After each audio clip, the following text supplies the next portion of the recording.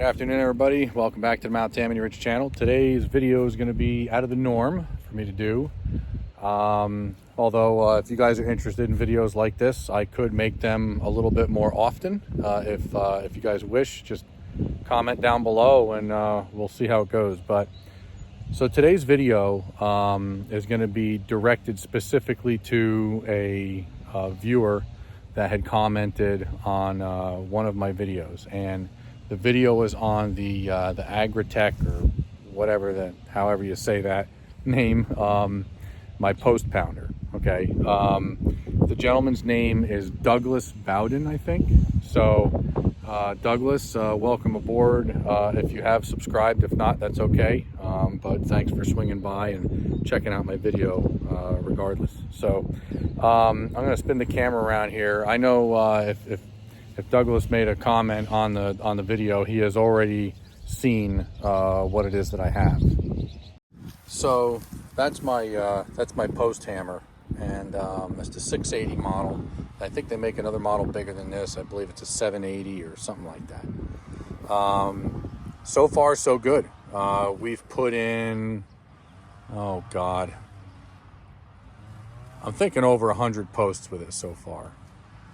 So we started fence up by that tan shed there, and we came all the way down through that corner and down here, all the way down around past those trees there, and all the way down. You see that turnout building there.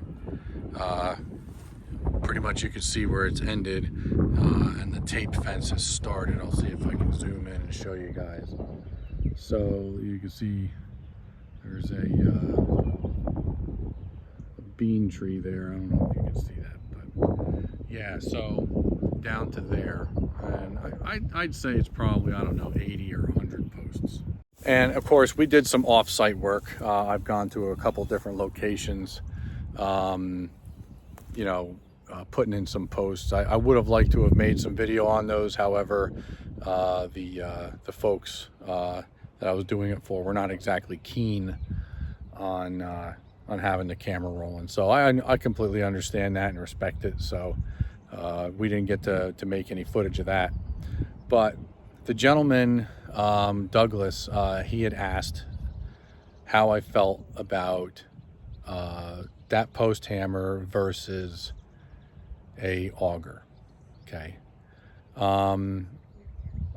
It's kind of, they're two different implements, right, that do the same thing. But I will say the results can vary quite greatly. It really depends on what it is that you're looking to do. All right. If you're doing like landscaping work, my suggestion to you would be to go with an auger, and get a bit that is bigger than the post so that you can get, pull straight lines and make everything perfect, absolutely perfect. And then, backfill is needed. And I think that's really where you're going to get your results. However, if you are doing, borderline fencing, for pastures, you're not really worried about them being absolutely perfectly straight. You have that flexibility of, if you find a rock or really hard ground, you can improvise. Having that post hammer is a game changer. You can really put a lot of posts in a short amount of time if you're comfortable with a skid steer and you have somebody outside the skid steer helping you that has a competent eye on what is straight or straight enough, and also good at helping you get things as plumb as possible. My father is the one that helped me on the outside of the machine, and we got some pretty darn good results. However, things, like you get twisting in the posts, right? So you start driving it in, everything's square, everything's straight. And then, you hit whatever, it could be a root, a rock, something like that. And the post will begin to rotate, right?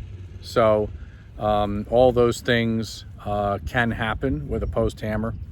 You have to be, okay with that.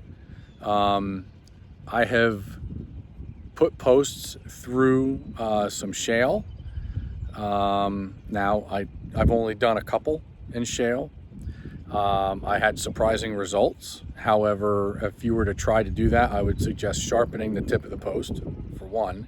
And then once you have it down to a pencil tip, bob it off and leave yourself about a 4-inch square on the bottom so that it doesn't want to splinter and bust the tip off and compromise the rest of the post prematurely, because you always run the risk of blowing up a post with one of these things. It can happen. If you hit something in the ground and you've got a knot in the wrong spot on one of these posts, now this is specifically square posts, it can grenade. Now the round posts, on the other hand, they are a bit tougher. They don't grenade nearly as easily as a square post. However, they can. They can shoot off big chunks and shards at you. So whoever is outside the machine, or if you're using a skid steer that does not have an enclosed cab with a door to protect you, these are all things you got to think about. Okay. Would I buy one of these machines again? Yeah, absolutely. I think that post hammer is amazing. It's a total game changer. But you have to understand, the nature of the beast. It's meant for dirt, right? It's not meant for rock. Technically, it's not meant for shale. So if you have soils that vary between, cobble rock, from, bank run and things like that, there's going to be, parts of your pastures that are going to give you a hard time and parts that aren't. Now, that's not to say that if, in those same areas, you could be out there with an auger snapping a bunch of shear pins, right? So, like I said, your results are going to vary. But, to my personal opinion, is it better than an auger? Oh yeah, it's much better than an auger. You get a much tighter fit right off the bat. You go right to the next post and you're good to go. But it does have its limitations, and the limitations are squaring, plumbing, things like that. The possible spinning. All these things are something that you're going to have to be okay with as a rural property owner. If you were just doing cow fencing, and you're running some wire, there's no better way to go. Again, like I said, unless you start running into hard ground. And when I say hard ground, I'm talking like rock, right? The year that I got that, 2 years ago, I think I got it now. Or no, it was last year. Last year I got it, and we had some very dry ground. And we thought for sure, the posts were going to start snapping. Mind you, I did sharpen the tips because I kind of thought that might be a thing. And if you're interested, Douglas, you can go back into some of those videos around the time that I posted the video that you watched on how I sharpen posts and things like that. And you might you might find that helpful as well. So anyway, I'm not going to make this video any longer than it is. I think, Doug, I think I answered your question. If not, I'm sorry. Give me a thumbs down, I guess, if you want to. But I'm going to post this video right away and get it out to you.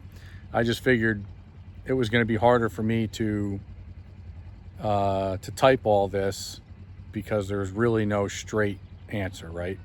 And to go back and forth a million times with you, I'm sure you got things going on too. So, but anywho, Doug, I hope you liked the video. I hope it's helpful to you. And if you haven't subscribed, it'd be cool if you'd consider. If not, that's okay too. I understand. And I'll see you on the next video. Good luck with your whatever it is that you make a decision on. Take care, man.